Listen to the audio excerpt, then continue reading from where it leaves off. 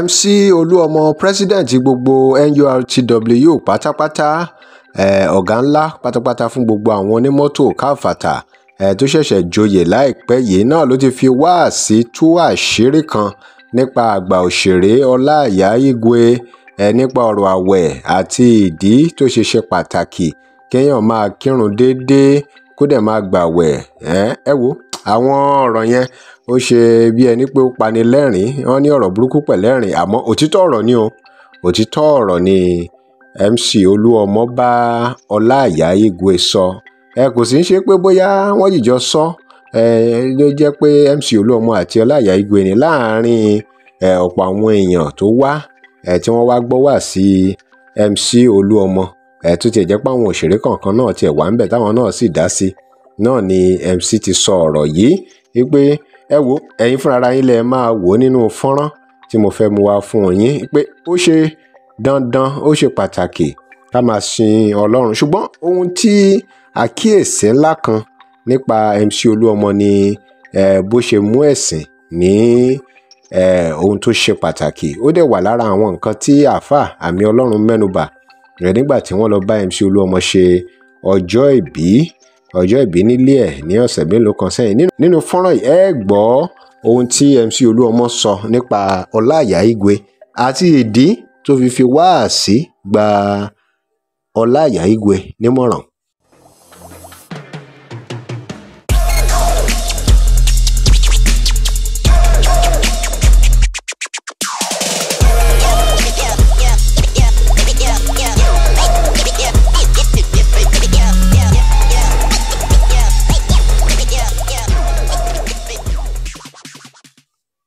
Welcome to Digi Nigeria. Remember to like, share and follow us. Níbi tí MC Olúọmọ ti ń fi wáàsí pé Ọláìyá Igwe náà láti rí àwọn kọ̀ọ̀kan níbẹ̀. Ẹ já gbọ́ ohun tí MC Olúọmọ sọ nípa Ọláìyá Igwe. Ó sọ ní àkíyèsí ẹ̀ náà tí ara èèyàn bá yá àbí ó ní ìkọ̀kọ̀ tó ń dà láàmú ní ara. Ọlọ́run fi àyè lẹ̀ fún pé kó má ní rẹ̀ lára láti lọ gbà wọ̀ ìwọ̀n tí nǹkan mi bá ṣe tó bá kú ó jẹ̀bi ni. Ọlọ́run tó wá fi àyè lẹ̀ fẹ́ni tọ́lọ́run bá fún ní àlùbáríkà àìkúrán ló sọ àdàfẹ́sà Ọlọ́run tó wá fi àyè lẹ̀ fẹ́ni tọ́lọ́run bá fún ní owó tó fún ní àlùbáríkà tó rí jáde ó jẹ́ omi fún àwọn aláwẹ̀ ó yẹ kó rà ojú ọsàn fáwọn aláwẹ̀ òyìn kó rà ẹni yẹn ò wá ní máa jí ní táìmù táwọn tó bá wà nílé ẹ̀ ń jẹ sàárì tó náà wá jókòó síbẹ̀ láti máa jẹ sàárì tí ó dẹ̀ gbà wẹ̀ tó tún wá tó àsìkò ṣínú yẹn tó tún wá jókòó síbẹ̀ tó tún bá wọn ṣínú ẹ ti ọ̀rọ̀ sáǹdì sí wọ́n máa wá dé ta kọ́ wá rí báwọn èèyàn ń jẹun ta kọ́ wá nu ẹnu nù bí báwọn ò jẹun bẹ̀ ẹ ti understand sí ìyẹn ní bọ̀dọ̀ náà tó wá fi àyè gbà pé ẹni tó bá jẹ́ good muslim mùsùlùmí òdodo Ọlọ́run fi àyè gbà yín pé kó kírun tó bá tẹ̀ sọ pàrọ̀ ẹ̀rọ tọ́lọ́dẹ̀ fi fún ẹ̀ lálàáfíà. ọ̀rọ̀ rẹ o sí Ọláìyá Igwe òun náà ni MC Olúọmọ fi wáàsí tó fi ń bọ́ Ọláìyá Igwe lórí ọ̀rọ̀ àwẹ̀. báwo lọ ṣe máa ń sọ̀rọ̀ Ọlọ́run á fi rọ̀ ẹ́ lọ́rùn Ọlọ́run ti fi àlàáfíà fún ẹ tó fi rọ̀ ẹ́ lọ́rùn Ọlọ́run ti fi aṣọ wọ̀ ẹ́ tó rọ̀ ẹ́ lọ́rùn tó fi wọ̀ Ọlọ́run ti fi oúnjẹ jíjẹ nígbà táwọn aláwẹ̀ ń gbàwẹ̀ tó máa jẹ sàárì láti jẹ nígbà tó máa ṣínú láti jẹ wọ́n tó wàá fi lè fi gbogbo ìtọ́lọ́ fi rọ̀ ẹ́ lọ́rùn yẹn kó máa fi kírun ẹ̀yẹn mo fẹ́ kí àwọn èèyàn bá mi bá Alhaji Mohammed Lukman ẹ̀kún olóyè bẹ́ẹ̀ sọ̀rọ̀ because tábà wo èjì wọn àwa náà ń gbàdúrà ìpè ká tó èjì wọn ká jù wọn lọ tẹ́ máa fi àsìkò yìí fi sin Ọlọ́run táìmù rẹ̀ fẹ́ fi sin Ọlọ́run ìyẹn ní kẹ́ bá wa bá wọn sọ kọ́ lè máa sin Ọlọ́run kọ́ lè máa kírun ẹ ti wọ́n ra sáǹdì sí i tó bá kírun ó kí fara wọn ni wọn ò kí fún mi gbọ̀ngàn máa wá sọ wípé ara wọn ò yá kọ́ máa pèpè púpọ̀ sí ara wọn because Ọlọ́run ti fún wọn lálàáfíà Ọlọ́run á gẹ̀ tó bọ̀ fún wọn lẹ́nu gbígbó àtàlàfíà ara iṣẹ́ àná á dàgbà á gbogbo àwòfù lórí afẹ́rẹ́jọdẹ ọ̀tí ní bábá ìlọ lágbọ̀rọ̀ náà ọlọ́run ò ní kọjú pa wọn ọ̀dọ́ bàbá jẹ́ kọ́ lọ́wọ́ kọjú pa wọn kọ́ máa kírun sọyẹ yìí sì ó ti tán láàṣẹ ẹyọkọ tí mi lè ṣe fún ọ irú yẹn ó ṣe pàtàkì láti fún ọ dọ́gba lè dúró kírun kọ́ jókòó láti kírun ẹ wo orú èmi yìí sì ti bá rí i pé onídùúró tí mo wà ó ṣe bá kọ pẹ̀lú mi kò sí tìjú bẹ́ẹ̀.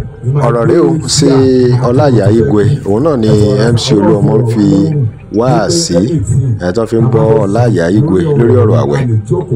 láti kí kò dìgbà tẹ́ bá dúró láti máa sọ pé ẹ fẹ́ fi kí ẹ sin Ọlọ́run ṣe ti gbọ́ ẹjọ́ ń kúrò Ọlọ́run ẹ sin Ọlọ́run nítorí máa wá jáde pé ẹ sí kìyẹn ẹ mẹ́rin kúrò bẹ́ẹ̀ má máa sọ sí ìtàn Ọlọ́run ti fún yín lálàáfíà rẹ Ọlọ́run adẹ́tù kan fún yín lálàáfíà rẹ masala. sọ̀rọ̀ àná bíi nìkẹ́ fẹ́ bá kún fẹ́ sọ̀rọ̀ àwọn náà máa parí ẹ̀.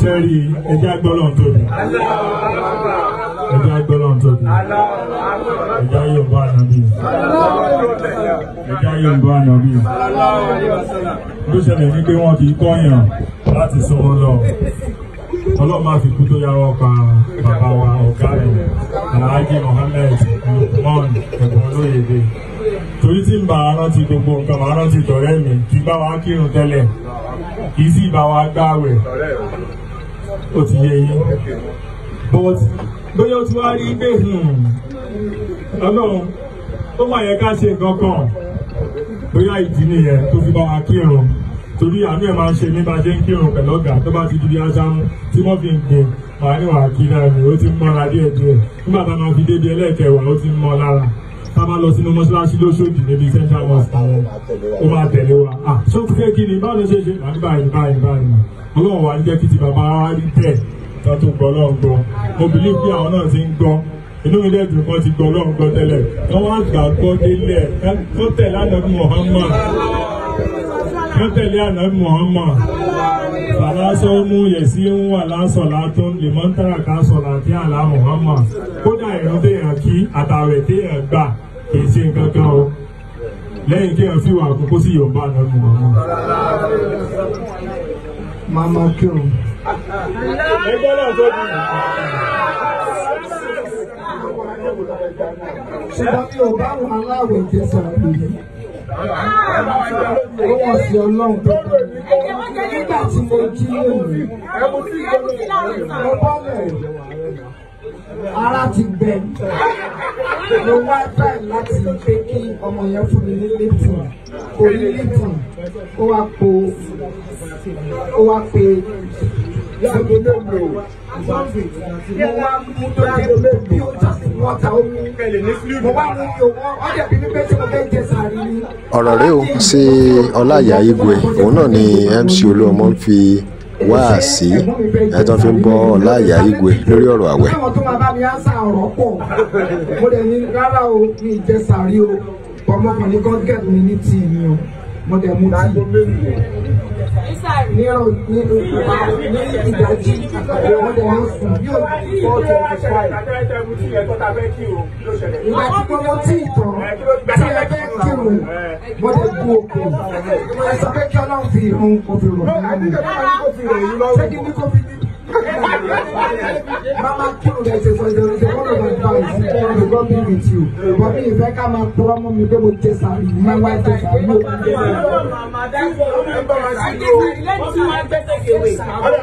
Sáwà lọ́dọ̀ màmá wọn máa ń jẹ sàárì. Òtítọ́ ta máa jí dáàdì tó òkè ìgbà kan ọ̀gá ló máa ń bọ̀. Láti ilẹ̀ máa ń fọ́n gbóúnjẹ lọ́dọ̀ màmá. Ẹkùn kan náà ni èyí lè máa ń fọ́n gbóúnjẹ. Wọ́n tún ń yọ ọ̀gẹ̀dẹ̀. Wọ́n máa ń yọ gbogbo ẹ̀. Ìyẹn ò ní pẹ́ kí ẹ máa bá ara rẹ̀ sọ́ọ̀bù wá sáré. Ẹ máa ń ṣọ́ọ̀ṣì láṣọ wá.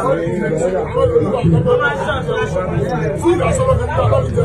Láì tí ìtọ́run lẹ́yìn jẹ́sì ní báyìí. No problem, Abáṣẹ́wù, mo ti bọ́ nǹkan tí pẹ́sidẹ́ntì sọ. Màmá kírun. Mo ti rà bàbá aláwọ̀ sí ìṣúná. Ó fẹ́ tẹ́ ẹ lọ́wọ́ mi lera tó fún yín. Àwọn tí ò lọ́wọ́ náà ní kí n rà fún mo lè rà fún wọn. Ṣéwù ẹ ṣe mo dúpẹ́ sá. Olúọmọ sọ́dọ̀ ẹ̀ ń bí kẹ́lẹ́. Drop your comment. Remember to like, share, and follow us. Thanks for watching.